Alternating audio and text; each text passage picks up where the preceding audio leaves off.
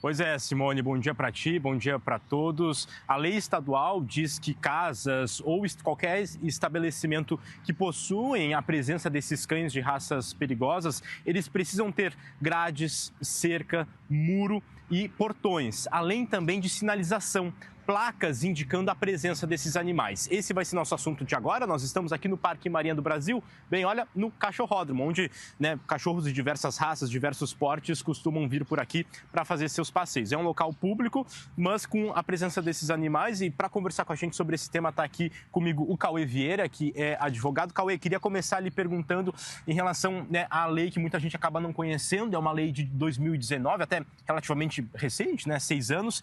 Além dessas questões, o que mais que diz essa lei? Quais são essas responsabilidades desse tutor? Bom dia.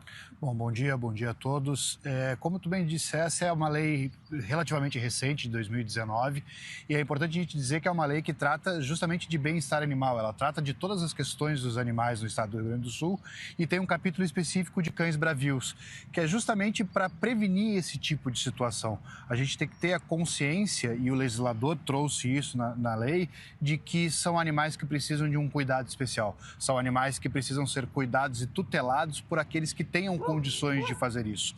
E a partir disso, a lei estabelece algumas raças que são passíveis desse tipo de cuidado e quais as cautelas que o proprietário, que o tutor tenha que ter, não só para cuidar bem dos animais, mas também para proteger a sociedade a partir do momento que a gente tenha consciência de que esses animais, como irracionais que são, precisam de um tutor com firmeza para poder bem deles cuidar.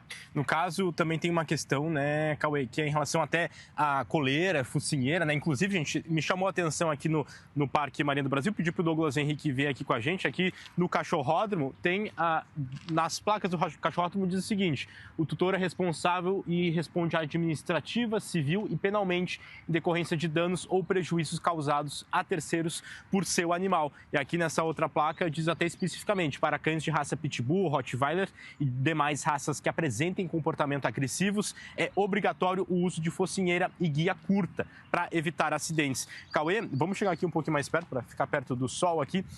Aqui a gente está num local público, Falar sobre essa guia curta e focinheira é algo obrigatório para esses locais. Mas no caso, como a gente assistiu na reportagem, que ela está dentro de casa, está no pátio, é obrigatório também focinheira? O que a lei diz em relação a isso? Em espaços públicos, a lei estabelece que a guia desses cães bravios tem que ser de no máximo 1,5 m e quando estão no espaço público, esses cães têm que estar com focinheira. Obviamente, uma focinheira que permita a sua respiração, enfim, o seu bem-estar. E esses cães, eles precisam ser tutelados e guiados por pessoa capaz. Ou seja, não pode ser uma criança ou um idoso que não tenha força física a conduzir esses animais, até porque na eventualidade de uma interação, precisa poder contê-lo e, por isso, a guia tem que ser curta.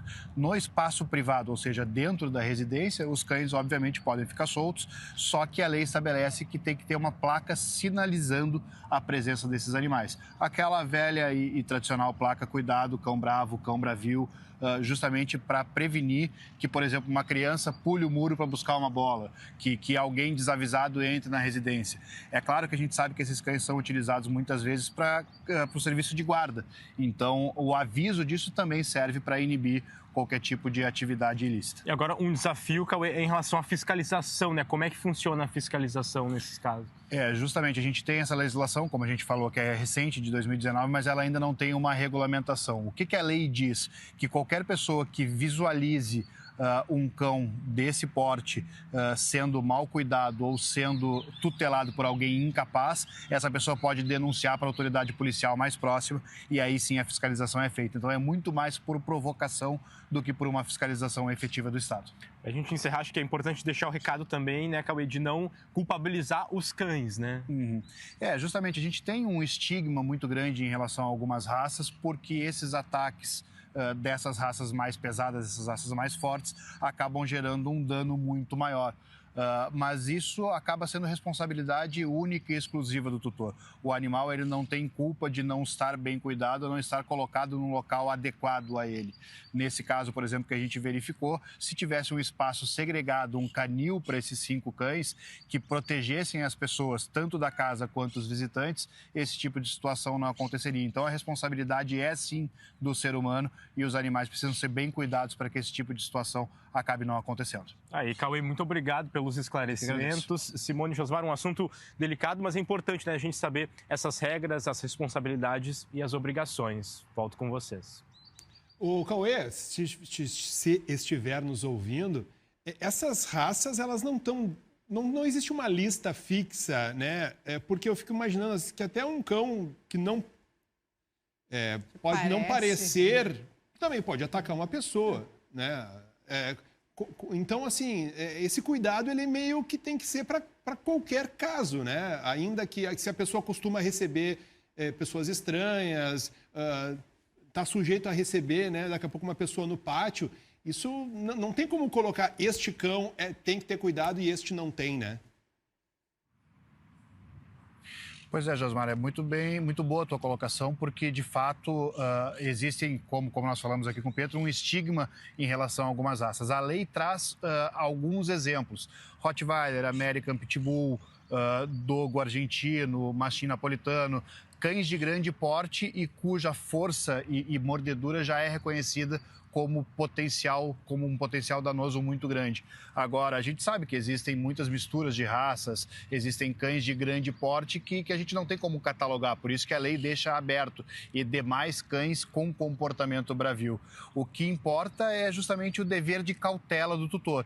A pessoa que tenha um cachorro, ela tem que saber que aquele cão é um ser irracional e que, como tal, precisa ser cuidado, e as cautelas têm que ser adotadas. Até justamente por isso, como a gente viu aqui na placa, o tutor, o responsável pelo animal, responde por aquilo que ele fizer com outros cães ou outras pessoas. Então, essa cautela, esse cuidado é do ser humano, e é por isso que a gente sempre coloca essa responsabilidade em quem quer ter um cachorro. Quem quer ter um cão precisa ter a disponibilidade de bem cuidar dele, fazer um adestramento na medida do possível e ter as cautelas necessárias para evitar algum tipo de acidente, como infelizmente esse que a gente viu na reportagem. É verdade, porque tem mais a ver com o comportamento e do jeito que ele é tratado, né, dentro de casa, do que exatamente com algumas... Cara, que tem algumas raças como essa, é muito forte, né? Sim. É um cão, assim, que não tem como um ser humano lidar... Como o Cauê falou, a mordedura tem uma força muito grande que já é conhecida. Então, né, já tem um alerta ali, né? Lembrando que, no caso específico de Minas do Leão, ainda está sendo